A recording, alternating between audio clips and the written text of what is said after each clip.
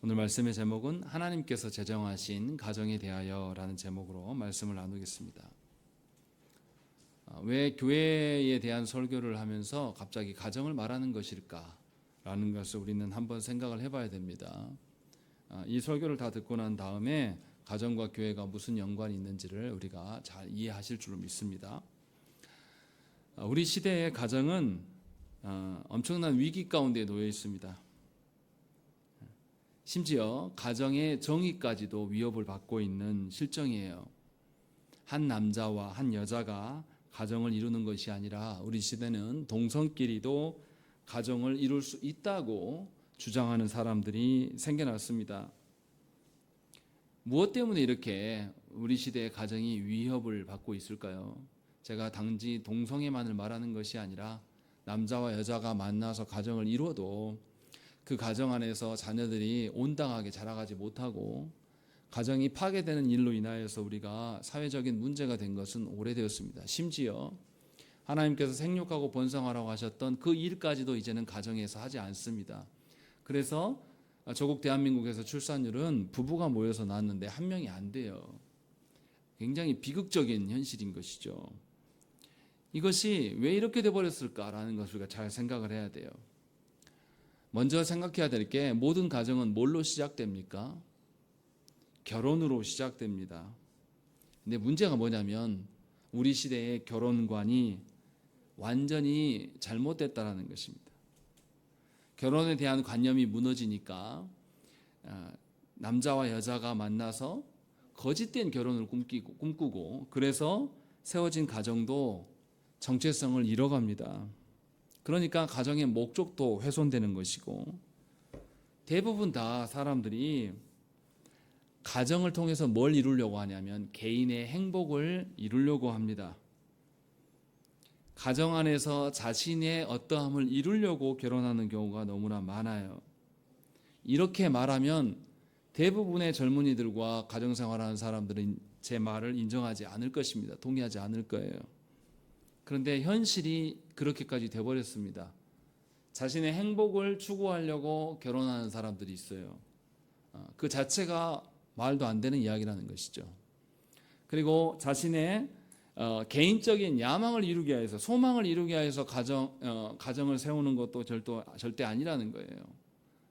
가정의 존재와 존재의 이유가 있을 텐데 이것을 우리는 우리 자신 안에서 찾으려고 합니다. 그래서 원래 하나님께서 주신 가정의 의미를 우리는 잃어버린 지가 오래됐습니다. 이것을 조국교회에서 바꾸려고 하는 의지가 없어요. 그래서 교회 안에 있는 청년들도 가정을 이루는 목적이 자신에게 있지 하나님께서 만들어주신 가정이라고 믿지 않아요.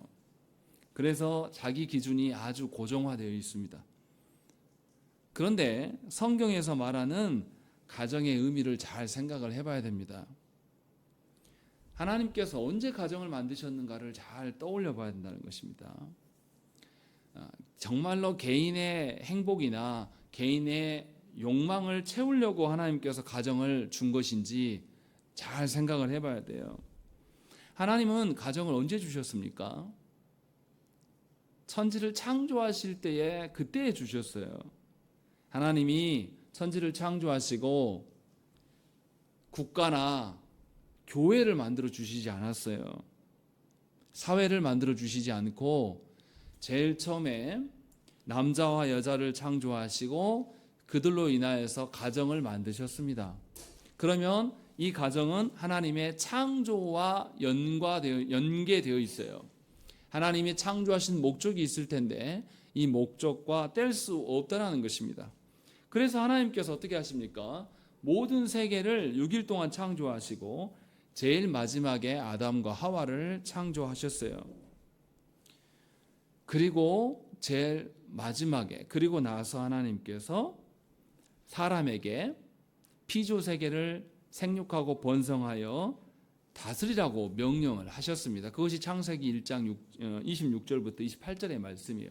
그러니까 창조하시고 남자와 여자를 창조하셔서 가정을 만드시고 거기에서 남자와 여자로 하여금 피조세계를 정복하고 다스려라 라는 거 한번 찾아보실까요? 창세기 1장 26절부터 28절 말씀 보겠습니다. 창세기 1장 26절부터 28절 말씀, 제가 먼저 26절, 여러분들이 27절, 28절 함께 읽습니다. 하나님이 이르시되 우리의 형상을 따라 우리의 모양대로 우리가 사람을 만들고 그들로 바다의 물고기와 하늘의 새와 가축과 온 땅과 땅에 기는 모든 것을 다스리게 하자 하시고,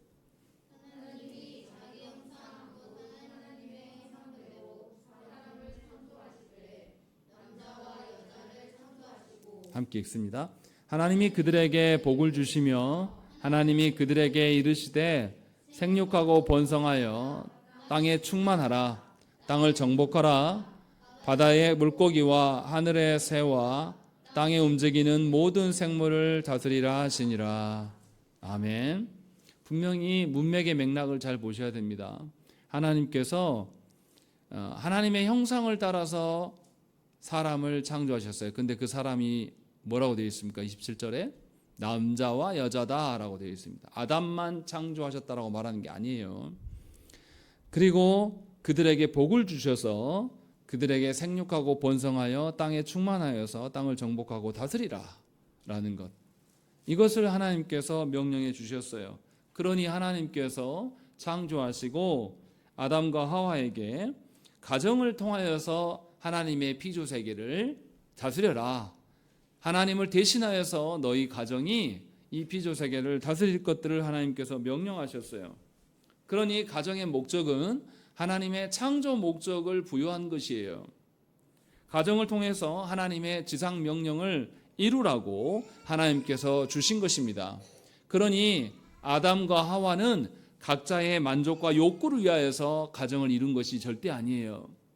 분명하게 하나님의 형상대로 생육하고 번성하여서 땅에 충만하여서 모든 피조세계 가운데 하나님의 영광이 가득하도록 이 일을 위하여서 가정을 주셨다라는 것입니다. 그러니 하나님의 창조 목적이 가정에도 그대로 반영이 돼야 되고, 가정의 존재 이유는 하나님의 창조 목적을 이뤄가는 것이어야 한다는 것입니다. 이것이 가정의 시작이며 가정의 존재의 이유입니다. 신약 성경에서도 가정, 즉 남편과 아내를 무엇에 비유해서 설명합니까? 그리스도와 교회에 대해서 그 언약 관계에 근거하여서 설명하는 것을 우리가 볼 수가 있습니다. 에베소서 5장 24절, 25절, 32절, 33절 말씀에 뭐라고 되어 있냐면, 그러므로 교회가 그리스도에게 하듯 아내들도 범사에 자기 남편에게 복종할지니라. 남편들아, 아내 사랑하기를 그리스도께서 교회를 사랑하시고 그 교회를 위하여 자신을 주신같이 하라. 이 비밀이 크도다. 나는 그리스도와 교회에 대하여 말하노라.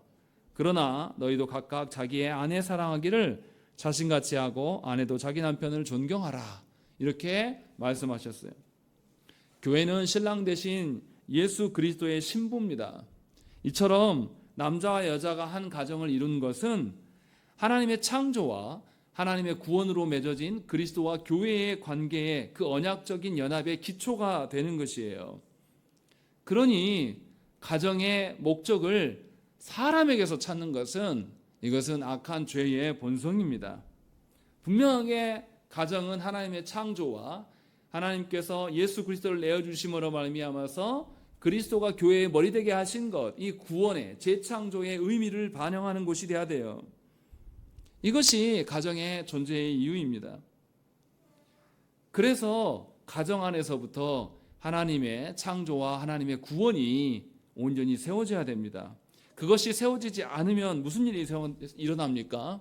가정이 제 기능을 못 배우면 거기에서 출생한 자녀들이 사람 노릇을 못해요.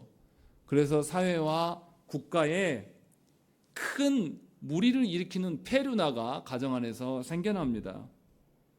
경건한 가정이 모여야지만 온전한 교회가 세워집니다. 가정이 타락하면 국가는 물론이거니와 사회까지도 큰 문제가 될 수밖에 없어요. 그래서 국가에서 무슨 일을 합니까? 가정이 가정답게 세워질 수 있도록 복지를 마련하고 그 가정 안에 있는 자녀들이 온전하게 교육 시스템 안에 들어와 있는가를 살피는 것이 국가의 의무예요. 이것이 우리 가운데 놓여 있는 것이죠.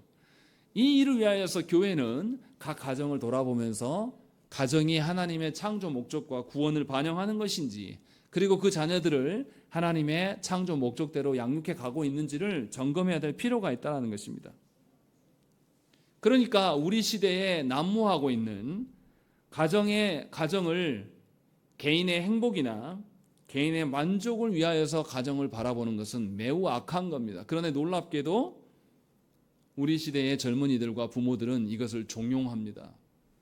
가정을 꾸리는 젊은이들에게 하나님의 창조 목적과 구원에 대해서는 가르치는 바가 없어요. 그래서 놀랍도록 믿는 자들의 결혼식에 가면 하나님 앞에서의 혼인 예배가 아니에요. 자기 둘이 주인공이 나가지고 미쳐 날뛰는 것이죠.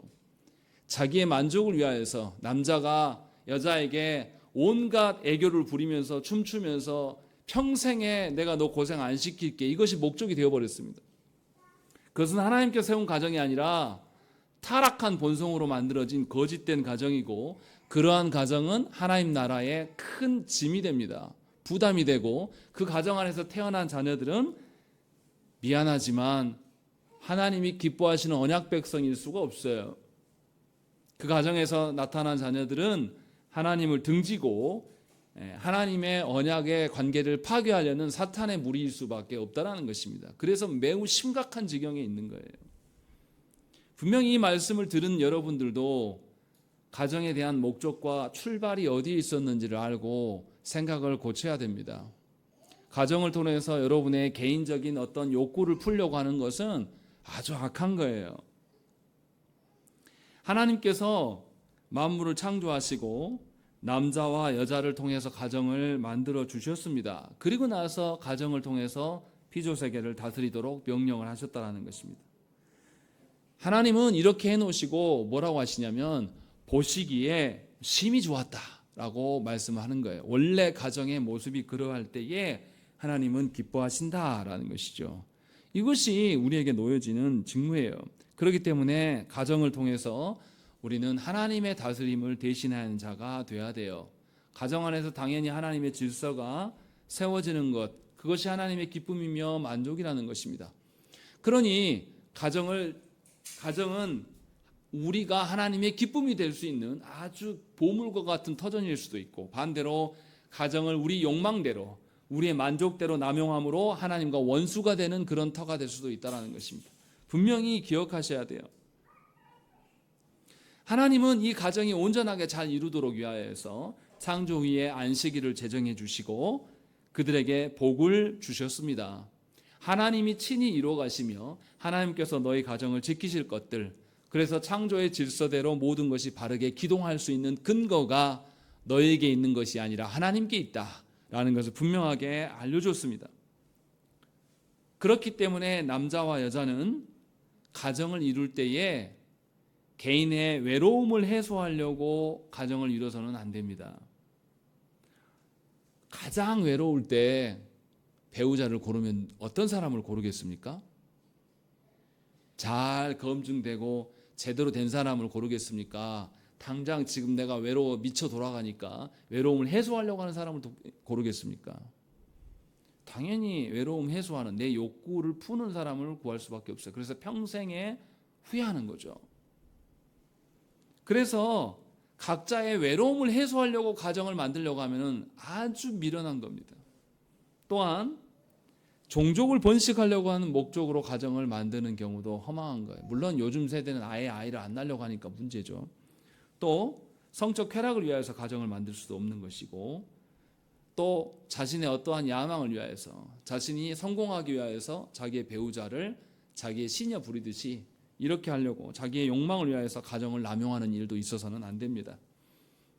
가정 안에서 참으로 아름답게 드러나야 될 원리와 질서의 그 근본은 삼위 하나님의 교제 가운데 있는 것이에요.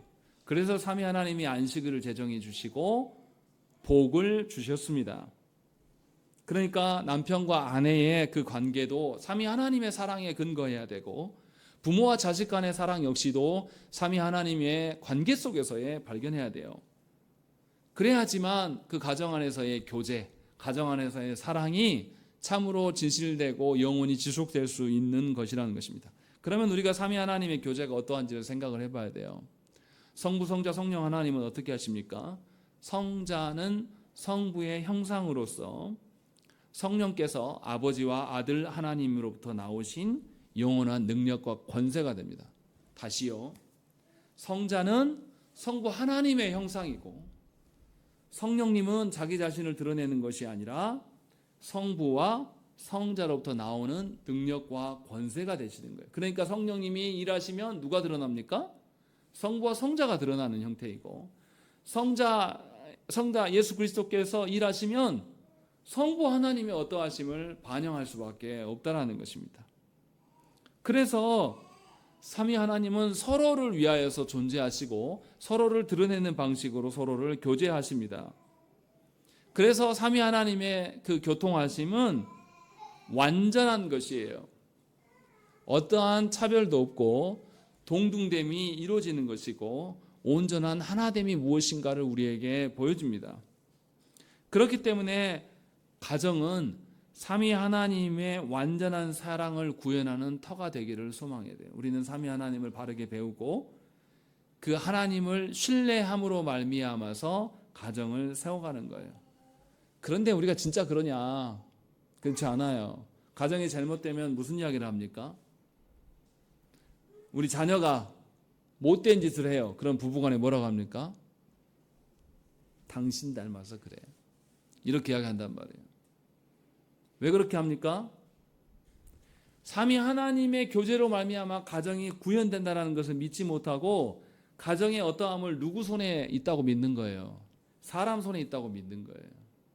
그래서 내 배우자가 못해주면 못해준 만큼 자기가 열심히 한다고 생각을 합니다. 그래서 세상의 방식으로 열심히 애를 써요. 그렇게 하면 할수록 누구와 멀어집니까?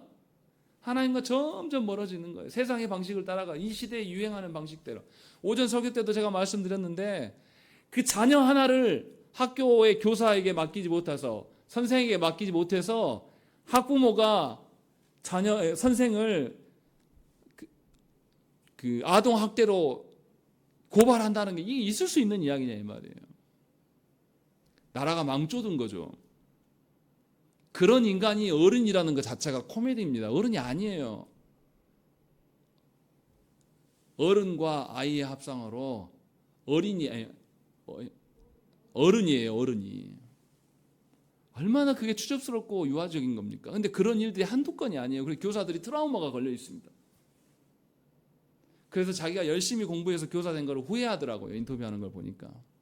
이걸 내가 얼마나 이 직장을 계속할지 모르겠다. 그래서 아이들에게 관심 있게 못 간다. 아이들이 잘못해도 전혀 훈계하지 않는다. 왜냐하면 훈계하면 바로 집에 가서 이르고 그 부모가 바로 고소고발 들어오거든요. 이게 뭔 짓거리입니까? 이게 왜 이렇게 된 거냐? 가정을 사람 손에서 할 수 있다라고 믿는 거예요, 우리가. 그래서 뭔가 문제가 생기면 서로 탓하고 서로에게 노력하라고 분발하라고 요구합니다. 웃기지 말라는 거죠. 가정의 어떠함은 삼위 하나님의 어떠함에 닮아 있어야 돼요.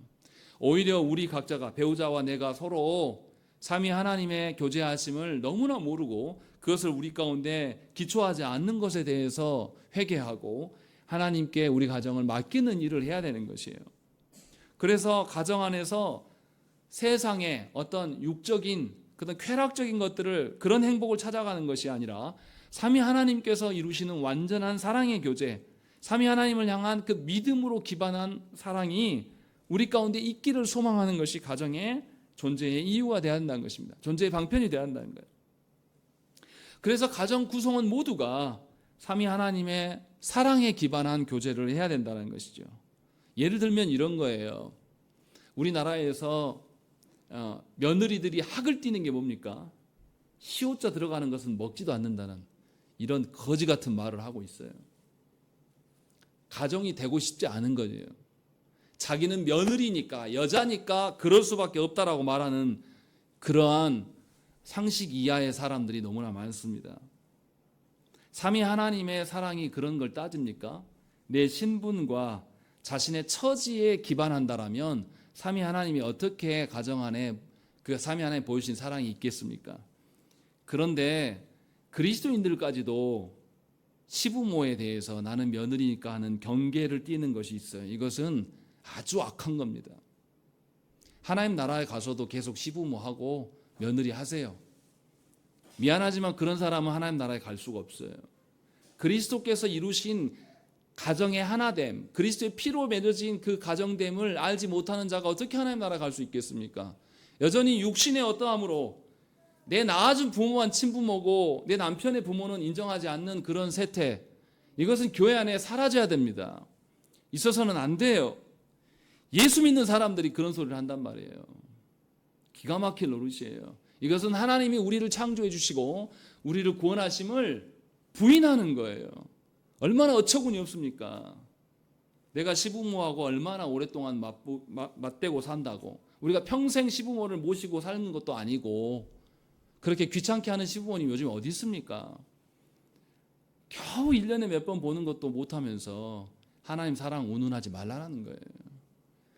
얼마나 가정이 타락했으면 이런 일들이 벌어집니까?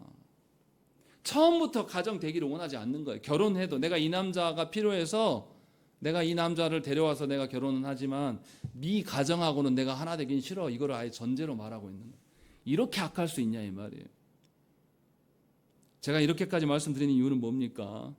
여러분들의 가정의 근간을 삼위 하나님께 찾으라는 거예요.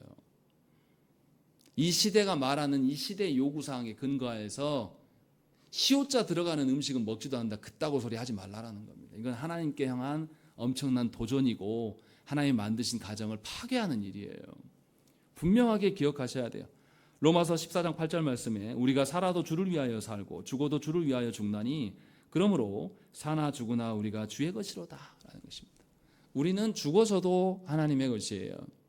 살아있을 때는 당연한 거 아니겠습니까? 그러니 우리의 가정됨의 근간이 하나님께 있어야지 우리의 처지와 나의 신분에 있지 않아요. 분명하게 기억하시라는 거예요. 저한테 그렇게 말할지 모르겠습니다. 목사님은 남자니까 이렇게 말할지 모르겠습니다. 제가 여성의 어떠함을 어떻게 다 이해하겠습니까? 그러나 성경에서 말씀한 것은 순종하셔야 됩니다. 저의 어떠함이 아니에요.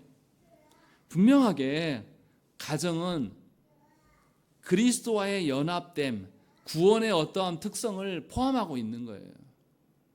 그리스도와 교회가 몸과 머리로서의 연합되어 있는 그것이 가정 안에 드러나야 돼요. 그러니 우리는 우리의 처지와 상황에 상관없이 가정의 하나됨, 연합됨을 위하여서 구원의 어떠함으로 이것을 구현해내야 되는 것입니다. 그러니 가정은 교회적인 특성을 갖고 있는 거예요. 가정과 교회가 별도로 놀지 않아요. 분명히 교회됨의 근간은 가정에도 있어요. 이것을 우리가 분명하게 알아야 돼요. 이처럼 하나님께서는 가정을 세워주시고 가정을 통하여서 세상 만물을 맡겨주셨기 때문에 가정은 하나님께 사명을 받은 공동체입니다. 하나님께서 생육하고 번성하여 땅에 충만하고 땅을 정복하고 다스리라고 말씀하셨어요. 그런데 여기서 생육하고 번성은 가정 없이는 불가능한 거예요. 세상 사람들은 가정 없이도 생육이 번성이 가능하다 이렇게 말합니다. 아담과 하와가 타락함으로 말미암아서 그들이 하나님과 같아지려고 하다가 하나님 언약에서 벗어났어요. 그래서 가정이 제 기능을 잃어버렸습니다. 타락하자마자 하나님이 오셔서 하와에게 물을 때 하와가 뭐라고 합니까? 아담에게 물을 때 뭐라고 합니까? 당신이 주신 저 여자 때문에 내가 그렇게 됐습니다. 이렇게 말해요. 바로 타락하자마자 서로를 비난합니다. 이것이 우리의 본성이에요. 본질이에요. 그래서 가정을 통한 생육과 번성을 말하지 않는 시대가 되어버렸습니다. 우리 시대 어떻습니까? 순전히 쾌락이 목적이기 때문에 동성애 가정을 말해요. 거기서 생육하고 번성 안 해도 된다고 사람들이 믿습니다. 그냥 남들이 결혼하에서 낳지 않은, 결혼 밖에서 낳은 자녀들을 그냥 자기들이 입양해서 키우면 된다고 생각하는 거예요. 또 어떤 일이 있습니까? 결혼하지 않고 자녀는 갖고 싶으니까 정자 은행을 통해서 기부받는 그 아이를 키우는 여성이 언론에 버젓이 나오고 아름답게 미화하고 있어요. 하나님은 분명하게 생육하고 번성함이 가정 안에 있다라고 분명히 말씀하셨는데 우리 시대는 그것을 아무도 인정하지 않습니다. 그래서 자발적인 비혼모로 살아가는 거예요. 그것은 그 여자의 거짓되고 욕망에 찬 행동일 뿐이지 그 아이가 당할 미래의 자기 아버지의 부재에 대해서 누군지도 모르는 그 상황에 대해서 그 아이가 짊어질 모든 것들을 다 아이에게 넘겨버리는 아주 악한 행위입니다. 그런데 우리 시대는 이것을 언론에 버젓이 보여주고 그것을 보면서 참 아름답고 예쁘다 이런 거짓된 발상들을 하고 있는 것입니다. 너무 추접스러워요. 이것을 이상하게 느끼지 못하면 심각한 문제입니다. 하나님께서 말씀하시는 생육하고 번성의 근원은 가정이 있어요. 아이만 낳았다고 해서 생육하고 번성이 아니에요. 아이를 낳아서 하나님의 언약 백성으로 잘 키워가야 될 몫이 가정 안에 있다고 지금 말하는 겁니다. 그러니까 출산만을 말하는 것이 아니에요. 또 가정의 형태를 갖추고는 있어요. 남자와 여자가 결혼해서 형태를 갖추고 있지만 가정이 제 기능을 못하는 경우가 우리 시대에 허다합니다. 가정이 파괴돼가지고 부모가 자녀를 죽이는 일들, 그 돈이 없다고 자기가 빚더미에 쌓였다고 해서 자녀와 함께 바닷가에 차 몰고 가서 죽어버려요. 이것이 우리 동네에 있었던 이야기입니다. 또 부모가 자기에게 돈을 주지 않는다고 자녀가 부모를 죽이는 것이 한두 건입니까? 이런 일들을 우리가 다 보고 있어요. 이것은 인류가 타락함으로 빚어진 결과예요. 굉장히 심각한 일이에요. 그래서 하나님께서는 우리를 내버려 두지 아니하시고 예수 그리스도를 내어주셨어요. 놀랍게도 우리는 그리스도를 믿음으로 말미암아서 하나님의 자녀가 되는 권세를 누리게 된 겁니다. 육신의 자녀가 아니라 하나님의 자녀가 되었다고요. 여러분들이 김씨 집안, 여러분들이 박씨 집안, 이씨 집안, 조씨 집안의 자녀가 된 그거의 영광보다 하늘 아버지의 자녀 된 것이 훨씬 큰 권세라고 성경은 분명히 말한다는 거예요. 그런데 너무나 안타깝게도 많은 성도들이 조씨 집안, 김씨 집안, 이씨 집안의 자녀 된 것을 더 부각합니다. 하나님의 자녀 되기를 우리 자녀를 위해서 우리 자녀가 하나님 자녀 되도록 내놓지 않아요. 자기가 끌어안고 끝까지 지킬 수 있을 것처럼 행동한다는 것입니다. 그러나 분명하게 우리는 그리스도를 통해서 하나님의 자녀가 되었어요. 가정이 되었습니다.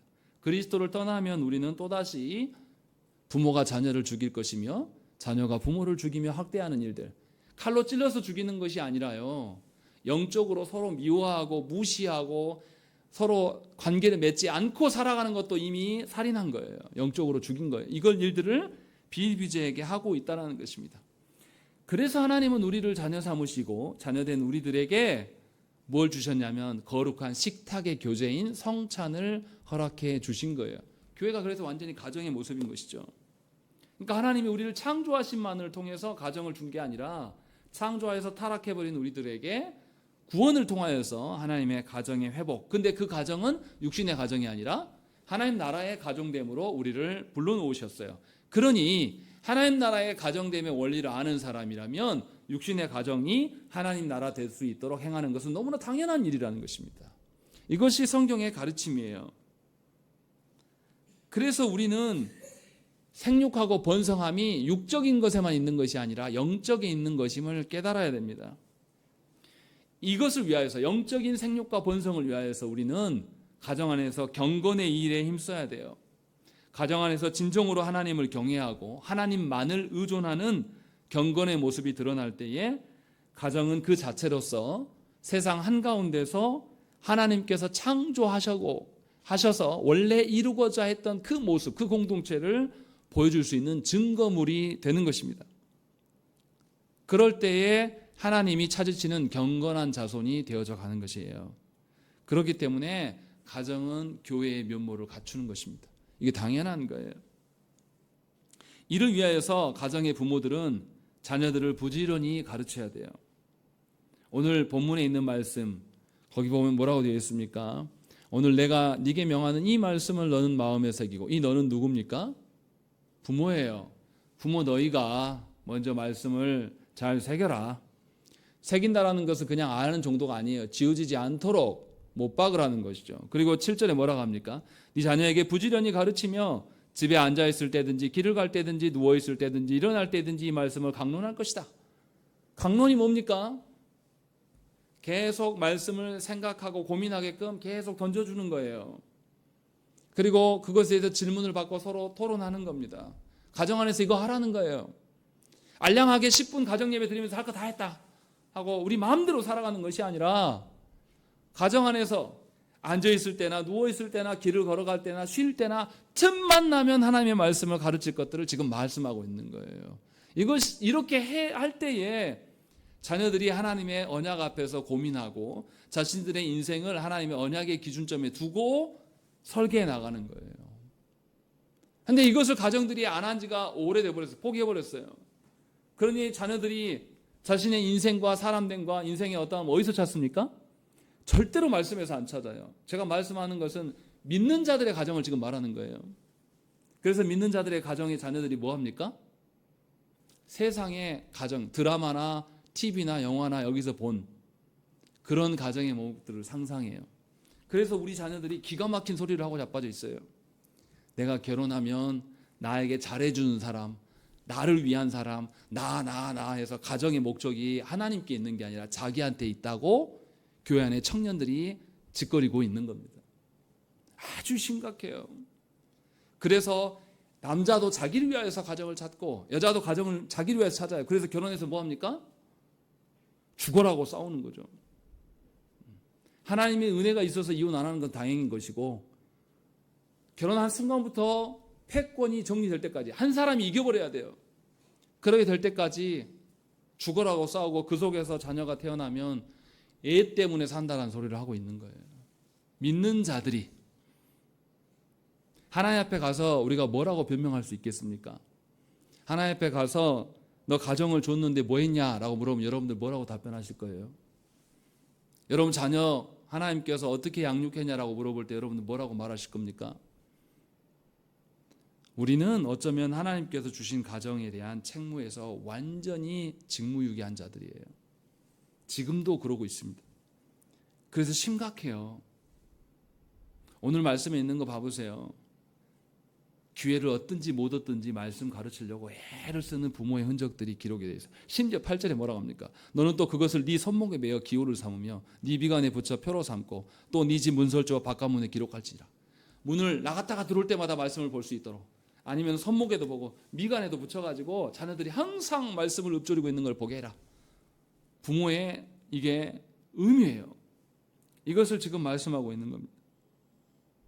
그러니 부모 되냐는 어떻게 해야 되겠습니까? 꼭 이대로 우리가 안 할지라도 우리는 말씀을 늘 먹고 묵상하는 일들을 일상에서 늘 보여줘야 돼요. 자녀들에게. 저는 그런 점에서 저희 부모님에게 너무 감사해요. 저희 어머니는 시간이 나면 늘 성경을 보셨어요. 보시면서 성경을 보다가 하나님이 감동을 주시면 거기 닫고 무릎 꿇고 기도하시는 모습을 저는 자라면서 늘 봤어요. 아, 저게 신앙이구나. 설교하려고 말씀을 보는 게 아니라 정말로 말씀 때문에 늘 고민하고 있구나. 이런 것들을. 성경이 그것이 부모됨이라고 말해요.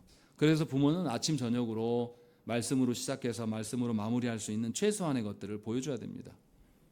그래서 자녀가 성경을 가까이 할 수 있도록 누가 협력해야 되냐면 부모가 해야 되는 거예요. 자녀 교육의 책임은 목사에게 있는 게 아니라 부모에게 있습니다. 가정 안에 책임이 있는 거예요. 그리고 부모는 어떻게 해야 됩니까? 자녀의 구원을 위하여서 늘 기도해야 돼요.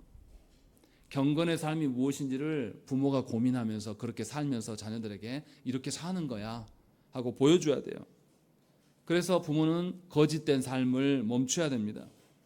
입으로는 하나님 주여 하면서 내가 직분입니다 라고 말하면서 삶의 방식은 세상과 닮아 있는 거 정말 위선적이에요. 여러분들의 자녀들이 다 합니다.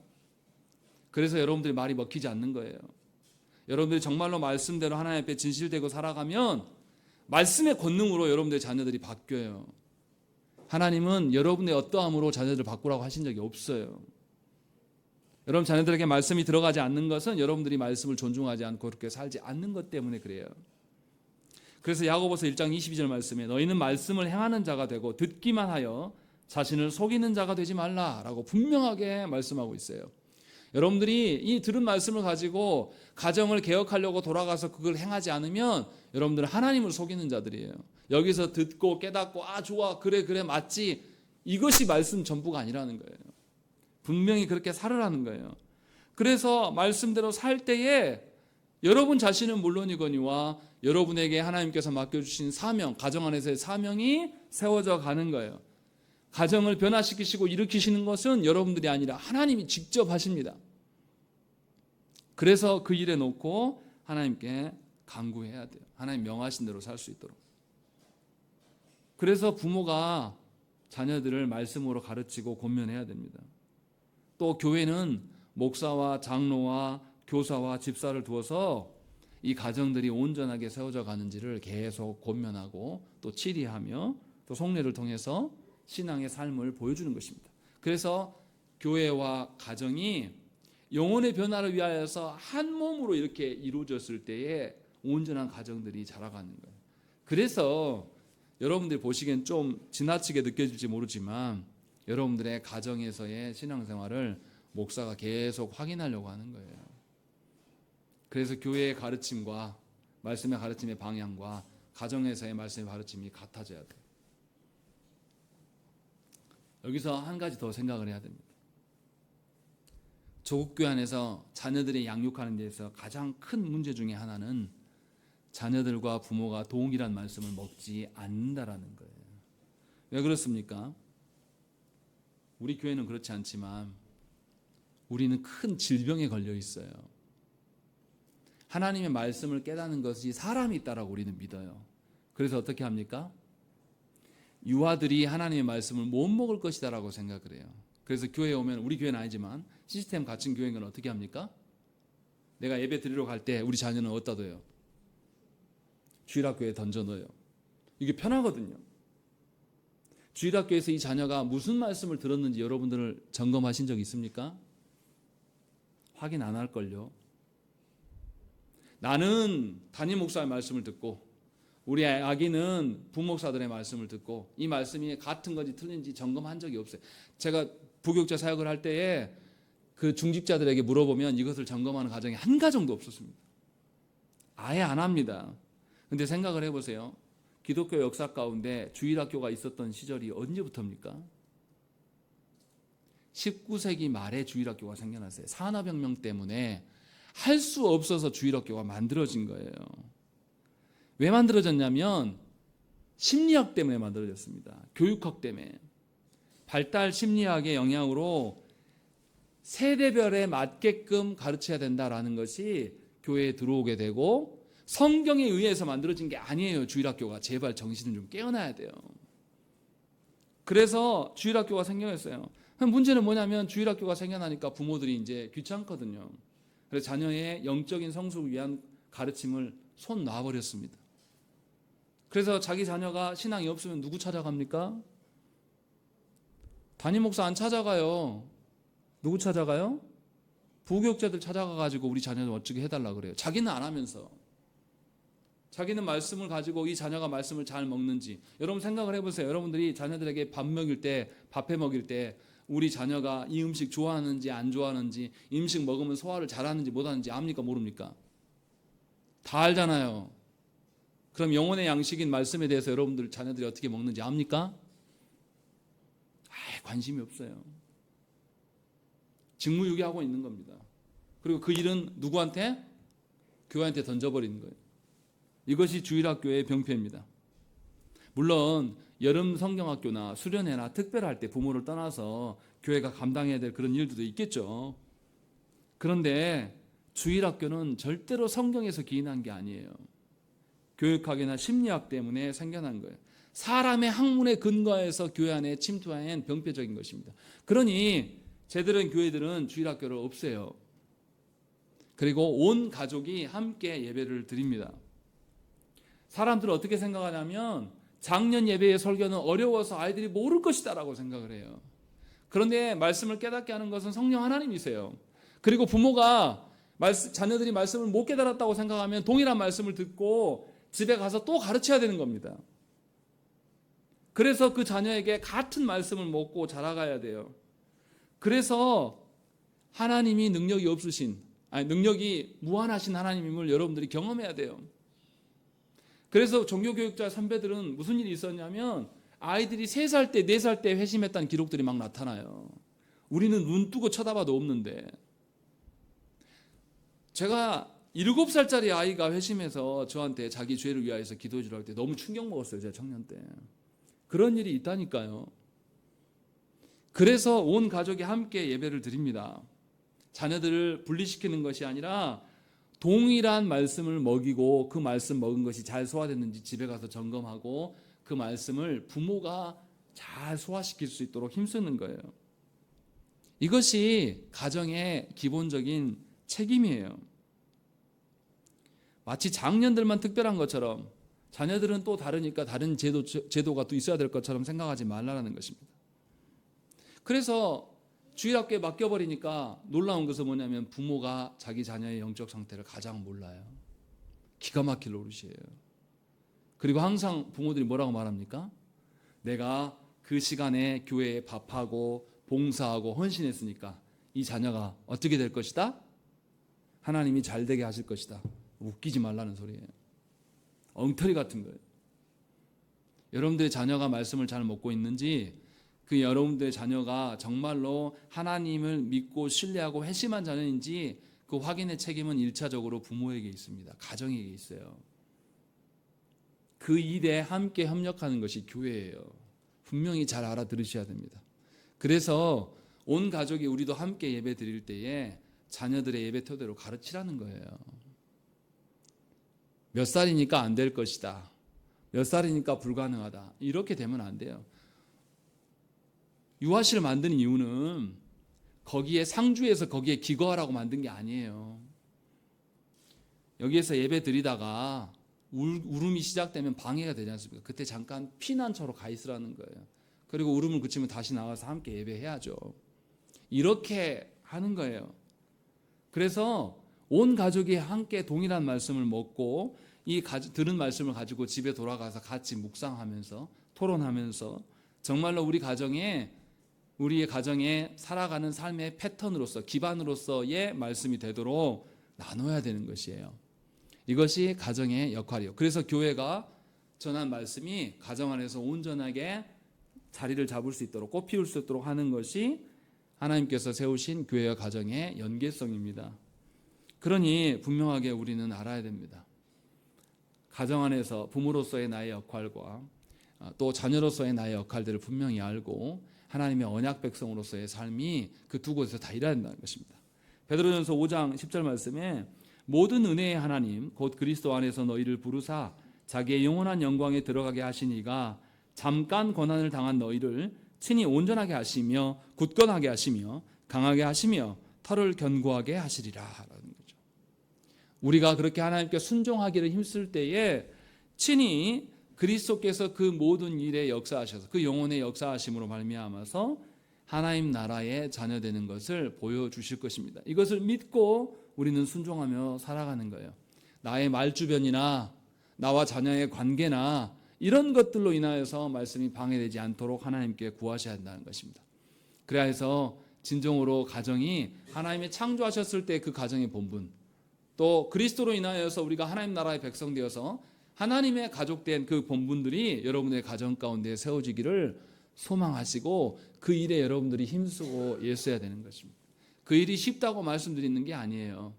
저 어린아이가 하나님에 대해서 아무것도 모르는 어린아이가 온전히 예배를 드리고 하나님을 찬양할 수 있기까지 얼마나 오랜 세월이 흐를 것이고 얼마나 부모의 눈물과 기도와 간구가 있을 거라는 것은 다 압니다.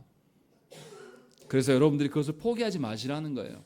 분명히 하나님은 여러분의 영혼뿐만 아니라 여러분들의 자녀의 영혼까지도 책임주시고 그것을 인도하실 것을 우리에게 약속해 주셨습니다. 그 약속을 믿으심으로 말미암아서 여러분의 가정이 하나님 나라 되기를 간절히 축원합니다.